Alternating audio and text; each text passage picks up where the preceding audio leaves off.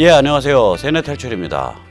지금 뭐 조국 때문에 온 나라가 완전히 뒤집혔고, 뭐 파도 계속 이상한 얘기가 막 튀어나오니까 조국이 이게 특종 공작이 됐어요.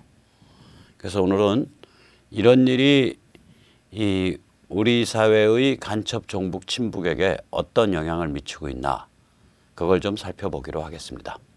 저는 이제 그 주사파와는 그 전에 빨갱이 운동할 때도 완전히 그 입장이 달라서 치고받고 싸우던 사이예요. 그러나 제가 할 때는 운동할 때는 이제 87년에 제가 운동을 거뒀기 때문에 그 지금 우리가 보는 주사파보다 조금 더 얌전한 형태의 주사파, 이제 막 머리를 내밀고 학원을 장악한 그런 주사파까지밖에 못 봤었습니다. 아무튼 그럭저럭 해서 이 주사파의 그 신세대 주사파의 그 첫 학번이 대개 82학번쯤 됩니다. 확실히 퍼져나간 학번이. 그러니까 저보다 학번으로 치면 한 5학번 후배들이에요. 그래서 이 사람들을 제가 뭐 많이는 아니더라도 한 서너 명 정도는 지근거리에서 관찰할 기회가 있었습니다. 특히 이 서울대 주사파 82학번들, 이 사람들에 대해서 과연 김일성 영생교에 넋이 빠져서 홀려있는 광신도인가? 저는 아니라고 생각을 합니다. 이 고급일수록 뭐 그래도 명색이 서울대쯤 나온 주사파, 이런 성향일수록 이렇게 파헤치면 그 심리의 바닥에는 박헌영 남노당 근성이 있습니다. 이 다른 말로 표현하면 이런 거죠. 평양에 대해서 너희에게 충성해서 너희의 도움으로 권력을 잡지만 우리의 계산속은 따로 있다. 이런 계산입니다. 이거는 종북 성향의 극렬 단체였던 남조선 민족해방 전선, 이 78년도인가 까졌죠. 그게 78년도에 그게 그 뽀로가 났는데, 검거가 됐는데, 그 남조선 민족해방전선이 김일성한테 보낸 충성맹세에서도 고스란히 드러납니다. 그 서한을 보면, 그 편지를 보면 처음은 김일성 동무하고 맞먹어요. 그러다가 마지막에 가면 많이 도와주세요 하고 무릎을 꿇습니다. 하나의 그 문서 안에 그 입장이 두 개가 들어있어요. 그럼 북한이 이 사정 모르냐? 잘 압니다. 60년대 중반에 검거됐던 통역당 때, 통역당 검거되기 전에 이모라는 사람이 통역당으로부터 북한으로 이제 조직을 신고해라 라는 밀명을 받고 북파됩니다. 이 이모가 통역당이 검거되고 나서 남한으로 내려오질 못하고 북에 눌러 앉게 됩니다. 통일전선부에서 일을 하게 됩니다. 통전부에서. 이 이모가 통전부에서 일을 하다가 밥을 먹다가 동료들이랑 그 식당에 붙어 있는 김일성 사진을 보고, 야, 저 양반 잘생겼다 라고 말을 했다가 숙청을 당해서 죽었습니다. 그때 숙청의 명분은 뭐냐? 야, 이 개땡땡아, 위대하신 수령께서 부르조와 지주 양반이야? 너 수령을 모독하냐? 그래가지고 숙청당했습니다. 말도 안 되는 이유죠. 왜 이렇게 남쪽 출신들을 숙청을 할까요? 당연합니다. 북의 입장에서는 얘들은 겉으로는 김일성 영생교에 충성을 바친다고 하지만 실제로 한 커플, 두 커플, 세 커플 까면 이거는 남노당 박헌영 기질이다, 이렇게 보는 겁니다. 자, 그러니까 북도 남쪽의 간첩 종북을 보는 관점이 그렇고, 남의 이른바 간첩 종북도 그게 고급이 될수록 밑에 그 뛰어다니는 그 쫄따구들은 김일성 영생교를 진짜로 넋이 빠져서 믿을 수가 있어요. 그러나 배운 자일수록, 고급이 될수록 내심은 박헌영 남노당 근성이고 표면은 김일성 영생교 흉내를 내고 그런 성향이라고 저는 생각을 합니다. 제가 이거를 그러지 않을까라고 생각을 해서 지금으로부터 한 6년 전쯤에 왕년의 최고급 주사파였던 후배한테 아예 노골적으로 물었습니다. 야, 너 옛날에 그 김일성 영생교 떠받들 때 말이야. 진짜 너희 뭐 솔방울로 수류탄을 만들고 뭐 나뭇잎을 타고 대동강을 건너고 그런 그 영생하는 수령에 대한 종교적 신념 때문에 영생교를 떠받든 거야? 아니면 북한이랑 손잡으면 혁명에서 권력 잡기 편하다고 생각해서 떠받든 거야? 그랬더니 아, 형, 우리도 머리가 있는데 당연히 후자죠. 그 한마디 더 물었어요. 야, 그러면 그거는 사교에 대한 종교적 신념이라기보다는 오히려 정치 투기에 가까운 거 아니냐? 그게 주사파를 너희가 받아들이고 퍼뜨렸던 너희 그 이상한 놈들의 기본적 심사 아니었냐?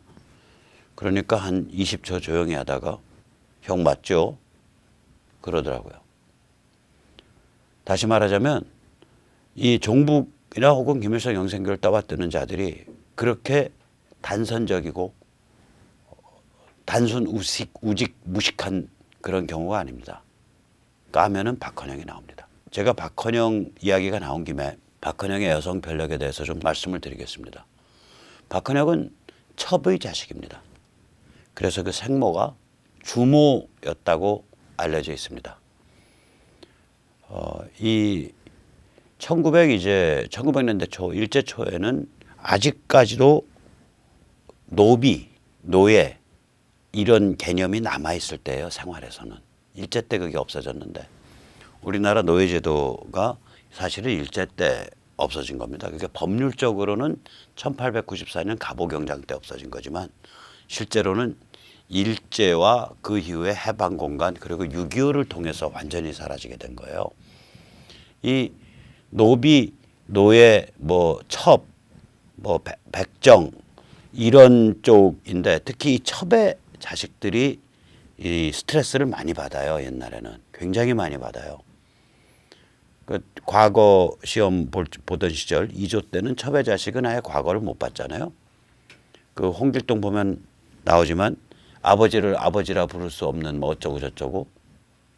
그러니까 이 굉장히 못 벗어나는 한번 그렇게 찍히면 그래서 그 옛날에는 이제 첩의 자식은 첩의 자식끼리 결혼을 시켰어요. 있는 집에서. 그걸 낙대라 그럽니다. 낙대. 그때 용어로. 아마 떨어질 낙자 이제 그 다음에 세대할 때 대자를 쓸 거예요. 그러니까 그 세대가 신분이 이제 그 정실의 자식에서 첩의 자식으로 떨어진 커플이다. 그렇게 아마 그런 뜻이었을 거라고 짐작이 됩니다. 그래서 그런지 이 박헌영이 여자 편력이 만만치 않아요. 남자들의 그 여자에 관한 그 패턴이나 그 행태는 대부분 아버지를 따라갈 때가 많습니다. 그래서 그런지 이게 여자 편력이 알려진 것만 해도 한 셋쯤 되는데 맨 왼쪽이 주세죽이라는 여자죠. 배운 여자였고 초기 여성 공산주의자였고 소련에서 핍박받아서 죽었습니다. 그 다음이 현 앨리스라는 여자인데 저 여자는 배운 여자고 미국 교포로 갔다가 갑자기 미국서 튀어가지고 2차 세계대전 후에 평양으로 들어가서 박헌영 비선가 뭔가 하다가 죽어요. 그리고 세 번째 여자는 저건 윤레나라는 여자인데 저기는 소련 군정청이 작업을 해서 박헌영한테 붙여준 박헌영 딸뻘도 안 되는 여자입니다. 저건. 저 앞에 주세죽이나 현 앨리스는 박헌영과 그래도 뭐 한 열 몇 살 차이 뭐 거의 동배거나 열 몇 살 차이거나 이랬던 사람들이고 저 윤레나는 박헌영이 저기 가서 저 평양 들어가서 있었을 때 이 20살 뭐 요런 여자니까 소련 출신 여자예요. 그래서 그 윤레나랑 재혼을 하죠. 박헌영이 평양서. 저 아주 복잡한 사람이에요. 저 사람.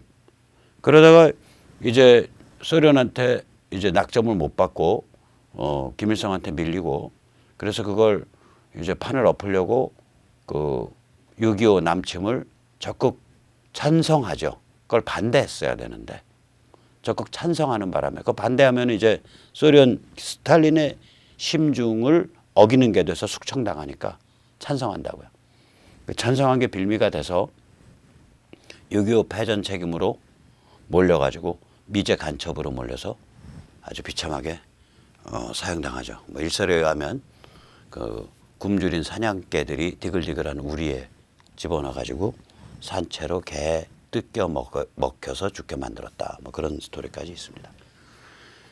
자, 이런데 이제 이게 이제 간첩 종북의 정신지평이에요. 그러니까 이게 굉장히 간사하다고요. 겉으로는 김일성 영생교를 따르는 것 같지만 실제 내심의 바닥에는 박헌영 남로당 근성을 갖고 있는 거예요.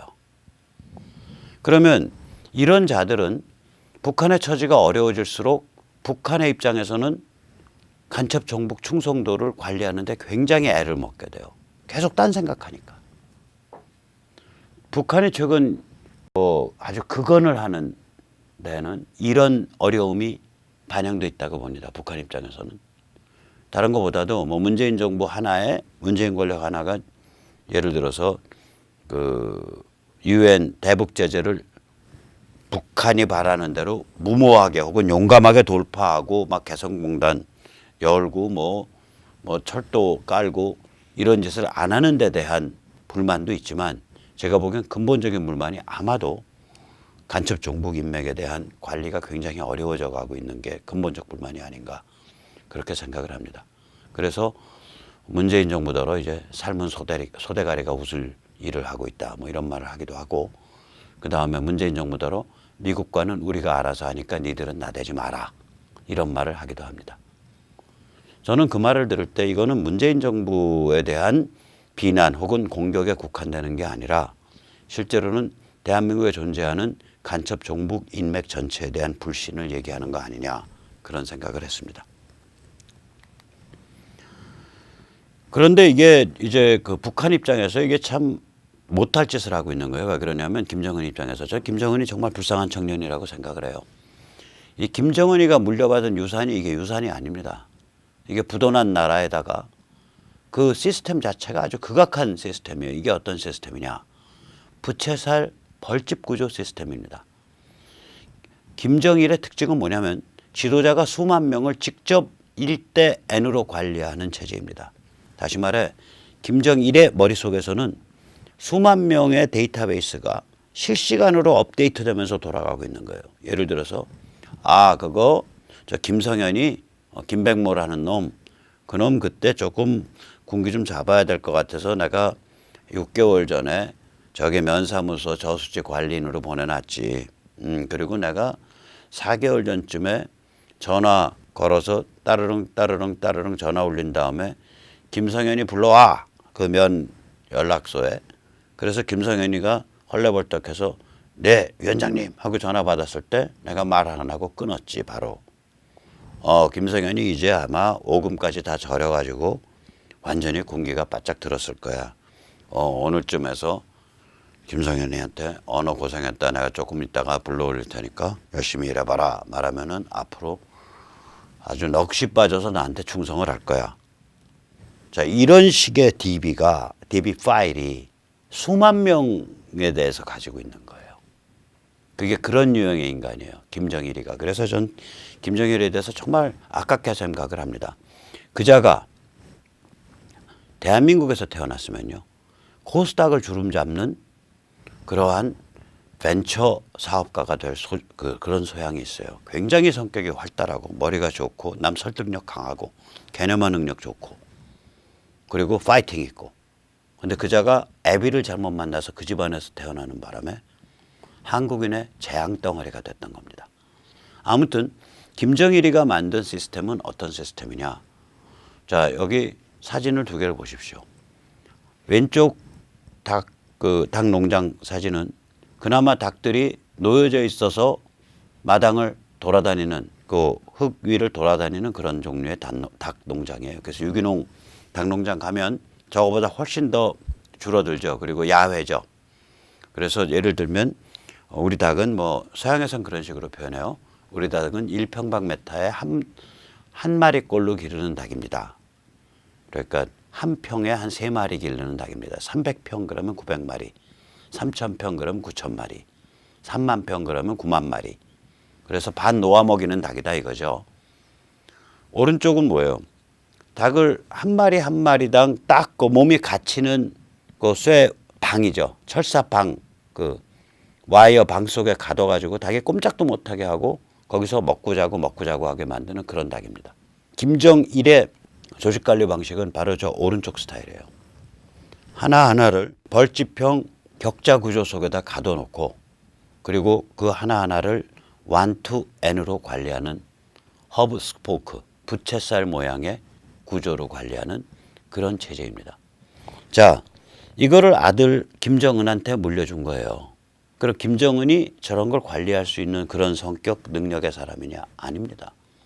그럼 밑에 놈들이 제대로 관리하는 체제를 만들 수 있냐? 아닙니다. 왜냐하면 김정일 체제, 그게 김정일이 당 중앙이라고 불리는 말하자면 최고 실세가 된 게 지 아버지를 사실상 바지 사장 만들고 최고 실세가 된 게 이미 1980년대 초반이거든요. 그러면 김정일이라고 불리는 그 이상한 체제 아래서 30년을 지냈단 말이에요. 김정일이 2011년 겨울인가 죽었으니까. 그럼 이 30년을 지냈기 때문에 자기들끼리 이런 어떤 그 관료 조직을 제대로 만들어서 그 위아래가 소통하면서 움직이는 그런 시스템을 못 만들어요.